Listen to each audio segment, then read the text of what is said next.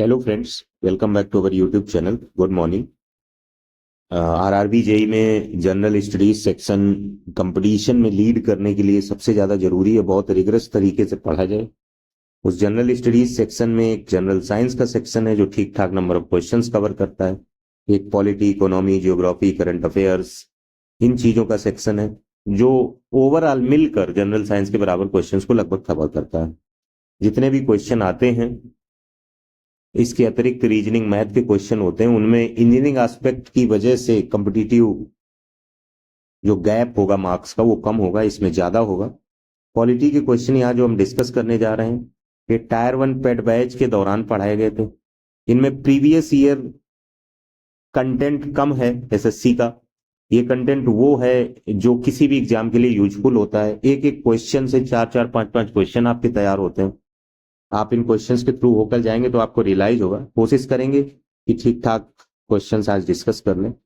पहला क्वेश्चन है, who is the chairman of the states committee of the constituent assembly? Option है राजेंद्र प्रसाद, जवाहरलाल नेहरू, के M Munshi, जेबी कृपलानी। यहां आंसर आपका हो जाता है Jawaharlal Nehru.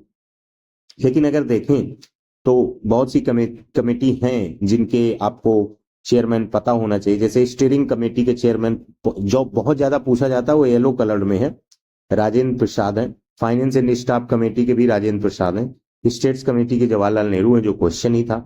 Union constitution committee के भी जवाहरलाल नेहरू हैं। यूनियन पावर्स कमेटी के भी जवाहरलाल नेहरू हैं। Advisory committee on fundamental rights कम पूछा जाता है लेकिन इंपॉर्टेंट है, वल्लभ भाई पटेल हैं। ड्राफ्टिंग कमेटी के भीमराव अंबेडकर हैं। इसके अलावा ऑर्डर ऑफ बिजनेस कमेटी एक बार पूछा गया है कि मुंशी हैं। माइनॉरिटीज सब कमेटी के एस सी मुखर्जी हैं। हाउस कमेटी के बी पट्टाभी समरैया है, सीतारमैया है। अगला क्वेश्चन है, who called Indian federalism as cooperative federalism? B R Ambedkar, Morris Jones, Ivor Jennings या जी ऑस्टिन? तो जी ऑस्टिन ने इंडियन फेडरलिज्म को कोऑपरेटिव फेडरलिज्म कहा। कोऑपरेटिव फेडरलिज्म का मतलब होता है combination of cooperation and independence between the centre and the states to ensure smooth governance of the country. मिलकर एक तरीके से संघीय सरकार, उसमें भी कोऑपरेटिव सहकारी संघीय सरकार। तो ये जो इंडियन फेडरलिज्म है इसको कोऑपरेटिव फेडरलिज्म कहा है जी ऑस्टिन ने। Which one of the following pairs is not correctly matched in context to the sources of the constitution of India? Quasi जो फेडरल गवर्नमेंट है वो किससे संबंधित है? Directive principle of state policy Ireland से लिया गया है। क्वासी फेडरल गवर्नमेंट, ये जो नेचर है गवर्नमेंट का, ये स्विट्जरलैंड से नहीं लिया गया है, ये कनाडा से लिया गया है। ये कनाडा से लिया गया है। Law making process great Britain से है। Judicial review United states of America से है। अब इससे रिलेटेड कुछ चीजें हमने यहाँ पे मेंशन की हैं, उनको आप देख सकते हैं। ब्रिटिश कॉन्स्टिट्यूशन से पार्लियामेंट्री फॉर्म ऑफ गवर्नेंस लिया गया, रूल ऑफ लॉ लिया गया, लॉ मेकिंग प्रोसीजर लिया गया, सिंगल सिटीजनशिप ली गई। अमेरिकन कॉन्स्टिट्यूशन से जुडिशियल सिस्टम, फंडामेंटल राइट्स लिए गए। कनाडियन से फेडरल सिस्टम, जो ऊपर बात की गई है, रेजिडुअल पावर्स, ये लिए गए। आयरिश कॉन्स्टिट्यूशन से डीपीएसपी लिया गया, डायरेक्टिव प्रिंसिपल्स। इस तरीके से ये चीजें कहां से क्या ली गई, ये मेंशन कर दी गई। The resolution for removing the vice president of India can be moved in. ये भी बहुत अच्छा क्वेश्चन है। जब ये यहां पर आपको दिख रहा है राज्यसभा इधर हाउस ऑफ पार्लियामेंट, जब पढ़ रहे हैं तो बड़ा इजी होता है, हम कह देंगे राज्यसभा है। लेकिन कभी कभी ऐसा होता है कि आपको मन में डाउट आ जाता है, इधर हाउस बोल सकते हैं या लोकसभा ओनली भी आ जाता मन में, जबकि वाइस प्रेसिडेंट सीधे सीधे राज्यसभा से संबंधित है। आर्टिकल अगर इसका पूछ दे एबीसीडी करके तो आर्टिकल 67 के बी से रिलेटेड है ये। आर्टिकल 67 का बी है, vice president can not B formally impeached unlike the president, he can be removed by the resolution of Rajya Sabha passed by a majority of all the then members of the Rajya Sabha and agreed to by the Lok Sabha। Move किया जाता है राज्यसभा में और finally Lok Sabha से approve होता है। अगला question है, match the following Indian constitutional features हैं, कहां से बारो किए गए हैं? अभी हमने बात की थी, जैसे सिंगल सिटीजनशिप है, सिंगल सिटीजनशिप को आप मैच करा सकते हैं। सिंगल सिटीजनशिप ब्रिटेन से अभी बात मैंने की थी। और emergency provisions government of India से है। Method of election of the president Ireland से। प्रोसीजर ऑफ अमेंडमेंट ये साउथ अफ्रीका से है। तो वो क्वेश्चन एक तरीके से रिपीट हो गया नॉलेज के लिए, उसके नीचे यही वो वाली चीज मैंने मेंशन कर दी है। The objective resolution was adopted by the constituent assembly on, objective resolution जो अडॉप्ट किया गया था वो 22 जनवरी 1947 को अडॉप्ट किया गया था। ये जो रिजोल्यूशन था इसने आउटलाइन किया था बेसिक प्रिंसिपल्स को जो गाइड करेंगे कॉन्स्टिट्यूएंट असेंबली वर्क को। अगला क्वेश्चन है which of the following is not possible by law of parliament under article 3 of the constitution. Article 3 of the constitution कहता है it empowered the parliament to make laws relating to formation of new states और and alteration of existing states. Alteration of boundaries of states correct, formation of new state correct, alteration of area of state, वो boundary और area दोनों एक ही चीज में आ जाता तो दो बातें होती हैं। एडमिशन ऑफ न्यू स्टेट्स होता नहीं है तो ये गलत हो जाएगा। अगला क्वेश्चन है विच one of the following pairs is not correctly matched. कब कौन ईयर इस्टेब्लिश हुआ था? तो आपका झारखंड 2008 में नहीं बना है, आपका झारखंड 2008 में नहीं बना है, 2000 में बना है। आपका उत्तराखंड झारखंड ये 2000 में बने हुए हैं, छत्तीसगढ़। तो इसका करेक्ट ऑप्शन आपका हो जाएगा, इसका करेक्ट ऑप्शन आपका हो जाएगा झारखंड 2008 में नहीं बना है, करेक्ट ऑप्शन डी पार्ट हो जाएगा। इसके बाद है the jurisdiction of which of the following high courts extends to the union territory of Lakshadweep. Lakshadweep jurisdiction of high court of Kerala में आता है तो इसका करेक्ट ऑप्शन केरला हो जाएगा। Vice president of India is elected by members of parliament and state assemblies, by members of Rajya Sabha, by members of Lok Sabha. Article 63 जो कहता है वो कहता है कि 5 साल के लिए वाइस प्रेसिडेंट इलेक्ट किए जाते हैं जो कि एक्स ऑफिशियो मेंबर हैं राज्यसभा के, और इसमें मेंबर्स ऑफ पार्लियामेंट और स्टेट असेंबली जो लोकसभा के मेंबर हैं, राज्यसभा के मेंबर हैं और स्टेट लेजिस्लेटिव असेंबली के जो सभी मेंबर हैं वो पार्टिसिपेट करते हैं। तो मेंबर्स ऑफ पार्लियामेंट का मतलब लोकसभा और राज्यसभा के मेंबर हो गए और स्टेट असेंबलीज के मेंबर हो गए। अगला क्वेश्चन है who was the prime minister of India when right to property was scrapped as a fundamental right. Prime minister of India कौन था जब राइट टू प्रॉपर्टी जो आपका आर्टिकल था वो स्क्रैप किया गया था, या राइट था जो आपका वो स्क्रैप किया गया था फंडामेंटल राइट से। तो उसमें मोरारजी देसाई थे जो कि 4th prime minister of India थे, 1977 से 1979 तक उन्होंने लीड किया। Right to private property was regarded as the fundamental right in India under article 31 में था, ये आर्टिकल 31 में था 1978 तक। और 44th अमेंडमेंट हुआ, 44th अमेंडमेंट भी इसी से रिलेट करके पूछा जा सकता है। और राइट टू प्रॉपर्टी एक कॉन्स्टिट्यूशनल राइट हो गया, फंडामेंटल राइट नहीं रहा। और ये किस आर्टिकल में पहुंच गया? ये 300A में पहुंच गया, ये 300A में पहुंच गया, 31 से पहुंच गया। 44th अमेंडमेंट था, 1978 की बात है, मोरारजी देसाई प्रधानमंत्री थे, बात राइट टू प्रॉपर्टी की हो रही है। इसके बाद अगला क्वेश्चन है which article of the constitution of India allows the president to seek advice from the supreme court of India. बहुत फेमस है, 143 कहा जाता है। President can seek advice from the supreme court of India, article 143। बहुत ज्यादा इसमें और discuss करने की कोई आवश्यकता नहीं है। How many language were initially included in the 8th schedule of the Indian constitution? 22, 18, 14, 20, 14 थी। करंट में कितनी है? 22 है। करंट में कितनी है? 22 है। पार्ट कौन सा इंडियन कॉन्स्टिट्यूशन का है जो ऑफिशियल लैंग्वेज से डील करता है? तो पार्ट है 17th पार्ट डील करता है, रोमन में इसको ऐसे लिख सकते हैं। और 17th पार्ट में कौन से आर्टिकल से कौन से आर्टिकल के बीच है? तो 343 से 351 के बीच है। जो लैंग्वेज ऐड की गई है उनकी संख्या 8 है। पहली लैंग्वेज जो ऐड की गई थी वो एक ऐड की गई थी जिसको सिंधी लैंग्वेज बोलते हैं, वो 21st अमेंडमेंट से ऐड की गई है। कुछ लोग ऐसे याद रखते हैं 21, 71, 92, 1, 3, 4। 21 अमेंडमेंट जो हुआ वो 1967 में हुआ, उसमें एक भाषा ऐड की गई, सिंधी। फिर इसके बाद 71st अमेंडमेंट हुआ, उसमें 3 भाषाएं ऐड की गई, कोंकणी, मणिपुरी, नेपाली।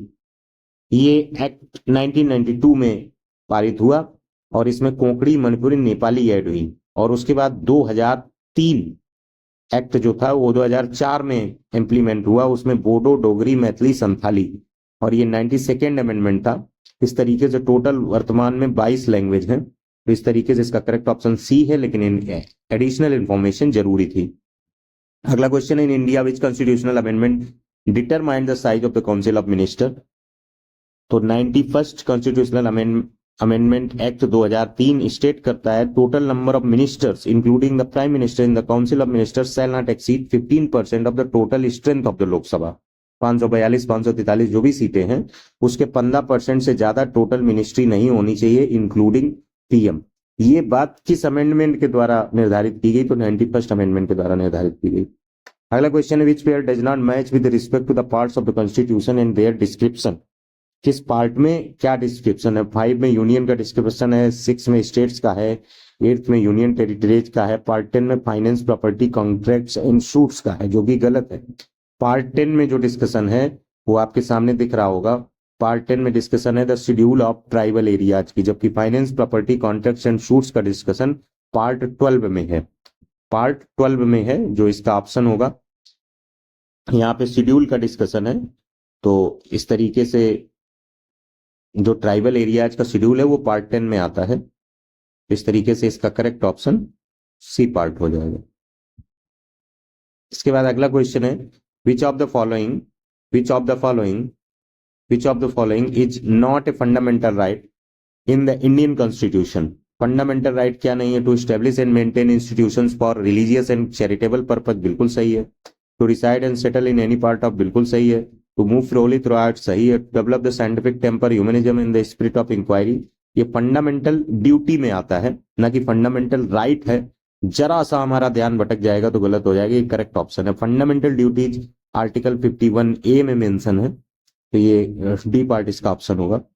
अगला क्वेश्चन है, which article of the constitution of India imposes duty on the state to preserve and protect the environment.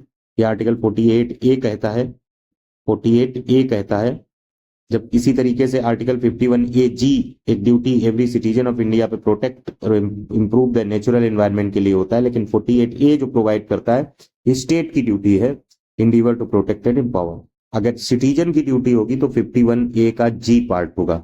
State और सिटीजन दोनों को मिला के ऑप्शन पूछा जाए तो 48A एंड 51AG होगा, जो कि सेकंड पार्ट बहुत मुश्किल है पूछा जाए, फिर भी हमने आपको मेंशन कर दिया। अगला क्वेश्चन है, according to the election commission of India, in order to be recognised as national party a political party must be present in. अभी आप पार्टी नेशनल पार्टी बनी है तो रिवर्स करके भी क्वेश्चन पूछा जा सकता है। आप party is present in at least 4 states. आप पता ही है, दिल्ली, पंजाब, गुजरात और आपका एक और राज्य है उसमें ये एग्जिस्ट कर रही है, तब वो नेशनल पार्टी बनी है। एज पर द, शायद गोवा है संभवतः। As per the election commission, a political party shall be eligible to be recognized as national party if it secures at least 6% of the valid votes polled in any 4 or more states at a general election to the House of the People। जरूरी नहीं है कि वो 4 state में winning करे, 4 state में 6% से ज्यादा वैलिड वोट्स उसके होने चाहिए, तो ये इंपॉर्टेंट है। In addition it wins at least 4 seats in the house of the people from any state और स्टेट्स, ये भी है। It wins at least 2% seats in the House of the People and these members are elected from at least 3 different states। कई condition है और लगाकर, तो कुछ भी हो उसको नेशनल पार्टी घोषित कर दिया जाएगा इलेक्शन कमीशन के द्वारा। In which list has the local self government been placed in the Indian Constitution? In the concurrent list, in the central list, in the state list। तो स्टेट लिस्ट में local self government आपकी listed है और ये 7th schedule of the Indian constitution में आता है listing. A proclamation of emergency must be placed before the parliament for its approval within। इसमें लोग जनरली 6 मंथ लगा जाते हैं, कुछ लोग 30 डेज की जगह 15 डेज भी ऑप्शन होता है तो वो लगा जाते हैं। 1 मंथ इसका करेक्ट ऑप्शन है। जब इमरजेंसी होती है तो उसको लगाने के पहले आपको पार्लियामेंट में अप्रूवल के लिए कम से कम 1 महीने पहले अप्रूवल कराना होता है, और बोथ द हाउस जब पार्लियामेंट से अप्रूव होना चाहिए। अगला क्वेश्चन है, the 6th schedule of the Indian constitution deals with the administration and control of scheduled areas and scheduled tribes in. 6th schedule जो इंडियन कॉन्स्टिट्यूशन का है वो प्रोविजन से related to the administration of tribal areas किन states में है? कुछ लोग अमटम करके याद कर रखते हैं, कुछ लोग M² करके याद रखते हैं, तो चाहे जैसे याद कर लो। M² करके याद रखोगे तो कहीं पे भी ऑप्शन नहीं मिलेगा, केवल इसी में ऑप्शन मिलेगा, असम, मेघालय, त्रिपुरा, मिजोरम, या लोगों को नॉर्मली याद रहता है। Which of the following article of the Constitution of India states that the Attorney General for India will be appointed by the President? देखिए, अभी तक मैंने 21 क्वेश्चन जो डिस्कस किए हैं, आप धीरे धीरे आप रियलाइज कर रहे होंगे आपने जो पॉलिटी पढ़ी है और जो यहाँ पॉलिटी डिस्कस हो रही है कुछ ना कुछ resemblance and depth and width आपको रियलाइज हो रही होगी। ये सारे टॉपिक, सारे पॉइंट्स हम टच कर रहे हैं। अटॉर्नी जनरल ऑफ इंडिया की बात आर्टिकल 76 में की गई है। The attorney general of India will be appointed by the president from among those who meet the requirements to be appointed as supreme court जजेज। क्वेश्चन ऐसे भी बना सकते हैं, ऑल्दो सीबीटी 1 है, बट क्वेश्चन बनाने को क्या है, which of the following is incorrect with respect to attorney general? It is appointed by the president, option 1. It is mentioned in article 76, option 2. It is have the requirements to be appointed as attorney general is equivalent to Supreme Court judges. The last option is equivalent to Supreme Court chief justice of India, या high court chief justice of India, या high court जजेज। तो वो option गलत हो जाएगा, बाकी 3 तो उसने करेक्ट दे दिए। तो इस तरीके से इनकरेक्ट क्वेश्चन में भी क्वेश्चन इसको घुमाकर पूछ सकता है। Right to vote and to be elected in India is constitutional right, ये आर्टिकल 326 में मेंशन है। Which among the following have been constituted under Article 280 of the Constitution? इसमें फाइनेंस कमीशन आता है। Which article of the Constitution of India talks about superintendence, direction and control of election? ये 324 में mention है। 325 में no person to be ineligible for inclusion in or to claim to be included in special electoral roll on ground of religion, race, caste or sex. Religion, race, caste और sex के आधार पे आप अपने आप को स्पेशल नहीं claim कर सकते हैं, जहां तक इलेक्शन की बात है। अगला क्वेश्चन है, who advised state government on legal matters? ये एडवोकेट जनरल एडवाइज करते हैं। When was the official language rules framed under the provisions of section 8(1) of the official language acts 1963? Odd question है, 1976 में हुआ था। Which of the following language is recommended mentioned in the 8th schedule of the constitution? 8th schedule of the constitution में कौन कौन सी हैं? जो option में दी हैं उनमें कोकड़ी मणिपुरी तो शामिल की गई थी, अभी डिस्कस कर रहे थे। 1 और 2 रहेगा, 1 और 2 रहेगा, तो ये ऑप्शन सी और ए खत्म हो जाते हैं। इसके बाद इंग्लिश इसमें कहीं है ही नहीं। 22 लैंग्वेज हैं, असम, बंगाली, गुजराती, हिंदी, कन्नड़, कश्मीरी, कोंकणी, मलयालम, मणिपुरी, मराठी, नेपाली, उड़िया, पंजाबी, संस्कृत, सिंधी, तमिल, तेलुगु, उर्दू, बोडो, संताली, मैथाली, डोगरी। इसमें इंग्लिश कहीं है ही नहीं, ये खत्म हो गई। 1, 2, 3 हो गया, करेक्ट ऑप्शन बी हो गया। Which of the following is not a part of the All India Services? All India Services में इंडियन इंजीनियरिंग सर्विस नहीं है। The All India Service comprises 3 civil services, India common to the center and state governments, which includes the IAS, IPS and IFS। ये होता है, ये IAS All India Services में include नहीं है। When was the none of the above nota ballot option first implemented in India? 2013। याद रखिए, बहुत इंपॉर्टेंट क्वेश्चन है, छोटे क्वेश्चन आरआरबी जेई में ज्यादा आएंगे। Which of these parties was formed in 1984 under the leadership of Kanshiram? Kanshiram ने बहुजन समाज पार्टी फाउंड की थी। Birth anniversary of BR Ambedkar 14 April 1984। Kanshiram who named former school teacher Mayawati as his successor of BSP in 2001। 1984 से 2001 तक कांसीराम रहे, उसके बाद 2001 से 24 तक ये 16 एक 17 साल रहे, 2024 23 साल मायावती रह गई हैं। बीएसपी से रिलेटेड ये बहुत इंपॉर्टेंट इंफॉर्मेशन है। Which of the following articles of the Constitution of India related to the promotion of cooperative societies? ये 43B में आता है। आर्टिकल 43B जो होता है, ये वॉल्यूनरी फॉर्मेशन जो होता है आपका कोऑपरेटिव सोसाइटी का, उसमें प्रमोशन जो होता है उसको इंक्लूड किया गया है, पार्ट 4 में है। In which year was the National Background Classes Commission accorded constitutional status? National backward classes commission NBCC को कब, NCBC national commission for backward classes, NCBC को कब आपको कॉन्स्टिट्यूशनल स्टेटस मिला है? तो 102nd कॉन्स्टिट्यूशनल अमेंडमेंट एक्ट के द्वारा 2018 में इसको मिला है। 2 नए आर्टिकल इंक्लूड किए गए हैं, 338B, 342A। National green tribunal NGT specialized body है under which of the following act? National green tribunal act 2010। ये क्वेश्चन बहुत बार अलग अलग एग्जामों में पूछा गया है।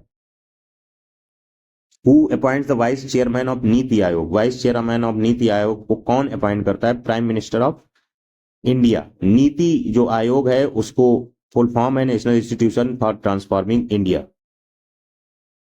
What is the tenure of chairperson of national human rights commission? 3 साल होता है। Chairman and members hold office for a term of 3 years और until they attain the age of 70 years।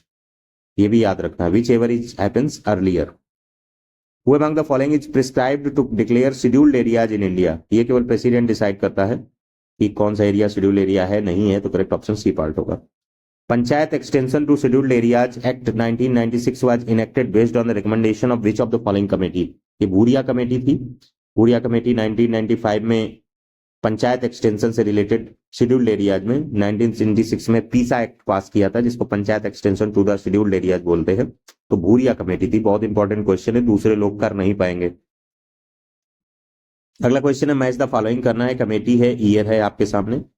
Balwant Rai Mehta committee जो है 1957 में आई। अशोक मेहता कमेटी 1977 में। Hanumant Rao committee 1983 में। जीवे की राव कमेटी 1985 में। डायरेक्ट मैच कर जा रहे हैं और अपने आप में बहुत इंपॉर्टेंट है। डिक्रीजिंग इंक्रीजिंग ऑर्डर में पूछा जा सकता है। Which of the following is incorrect में पूछा जा सकता है। मैच द कॉलम में पूछा जा सकता है, याद रखना है। Article 371B of the Constitution of India deals with special provision with respect to the state of।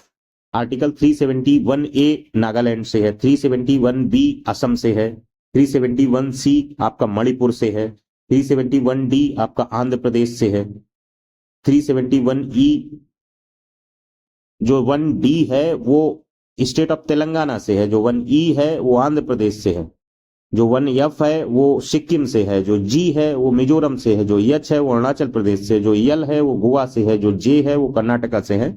Initially ABC बहुत पूछा जाता है, जो सबको रटा होता है नागालैंड असम मणिपुर। आप याद रखिए, जाहिर सी बात है असम होगा आंसर, असम होगा। नीचे हमने लिस्ट लगा दी है, आप जूम करके देख सकते हैं। अगला क्वेश्चन है match list 1 with list 2 and select the correct answer using the codes given below. Jharkhand है, उत्तराखंड है, सीट्स ऑफ राज्यसभा है। इतना तो दिमाग में आपके आता होगा कि जो राज्य बड़ा होगा उसकी सीट्स राज्यसभा में ज्यादा होंगी। जैसे सबसे ज्यादा सीट्स यूपी की हैं। अब यहाँ पे झारखंड जो है उसकी 6 सीटें हैं, तो A4 से मैच कर जाएगा। उत्तराखंड है, उसकी 3 सीटें हैं, 3 से मैच कर जाएगा। छत्तीसगढ़ है, उसकी 5 सीटें हैं। पंजाब 7 सीटें हैं, तो करेक्ट ऑप्शन 4 3 2 1 हो जाएगा। इसके बाद अगला क्वेश्चन है विच one of the following amendments in the constitution of India made a proclamation of emergency immune from judicial review. Proclamation of emergency किस अमेंडमेंट में ऐड किया गया था? तो 38 अमेंडमेंट था, 1975 था। और मतलब नेशनल इमरजेंसी में जुडिशियल रिव्यू नहीं काम करेगा, इसके लिए 1975 में 38 अमेंडमेंट हुआ था। Judicial review in Indian constitution is based on procedure established by law. ये क्वेश्चन बहुत बार पूछा गया है। Which of the following is the oldest high court? Calcutta high court सबसे ओल्डेस्ट है। Which type of citizenship is provided by the Constitution of India? Single citizenship provide की जा सकती है, की जाती है। अगला क्वेश्चन है the only president of India who was elected unopposed is. Unopposed elect हुए थे एन संजीवा रेड्डी, जिनके खिलाफ कोई खड़ा नहीं हुआ था। Fundamental duties were not placed in part 3 of the Indian constitution because part 3 is justiciable है। पार्ट 3 फंडामेंटल ड्यूटी जस्टिसिएबल नहीं होती हैं, इसलिए ओरिजिनल कॉन्स्टिट्यूशन के पार्ट नहीं थे। इंट्रोड्यूस किया गया था 42nd अमेंडमेंट 1976 को। किसकी रिकमेंडेशन से? स्वर्ण सिंह कमेटी के रिकमेंडेशन से। Duties are listed in part 4A under the article 51A। 2 बार बता चुके हैं इसको। How many states and union territories are there in India? इस समय 28 स्टेट्स हैं और 8 यूटी हैं। During emergency which fundamental rights can not be suspended? Article 20 और 21 को सस्पेंड नहीं किया जा सकता है, तो करेक्ट ऑप्शन ए होगा, बहुत इंपॉर्टेंट है। Consider the following pairs with respect to writ issued by the judiciary. जो habeas corpus, mandamus, prohibition, quo warranto, certiorari और आपका इससे किससे रिलेटेड है? तो ये हैबियस कॉर्पस किससे रिलेटेड है? You may have the body, mandamus we command, certiorari to be certified, prohibition किसी चीज को रोकना, और quo warranto what is your authority. तो वही चीजें यहाँ सामने हैं, तो केवल 3 पेयर मैच कर रहे हैं। और लास्ट क्वेश्चन है what is the age limit for जज of the supreme court of India. Supreme court के जज के लिए एज लिमिट 65 ईयर्स है, और जबकि हाई कोर्ट के लिए एज लिमिट 62 है, तो करेक्ट ऑप्शन 65 होगा। ये 50 क्वेश्चन थे, हमने बहुत मिनिमम समय में किए। चाहते तो इससे ज्यादा समय ले सकते थे, लेकिन इतना तो तय है कि जो क्वेश्चंस आरआरबी जेईई में पॉलिटी से आएंगे, मुझे पूरी उम्मीद है कि इस एक वीडियो से उसके होने की संभावना प्रबल रहेगी। बाकी आप अपने लेवल पर कर सकते हैं। अदर सब्जेक्ट्स में भी हम आपके सामने वीडियो प्रस्तुत करेंगे। अगर आपको इसकी पीडीएफ चाहिए तो आप हमें व्हाट्सएप नंबर पे 90 44 50 46 75 पर आस्क कर सकते हैं। I will try to send the PDF. Thanks for watching.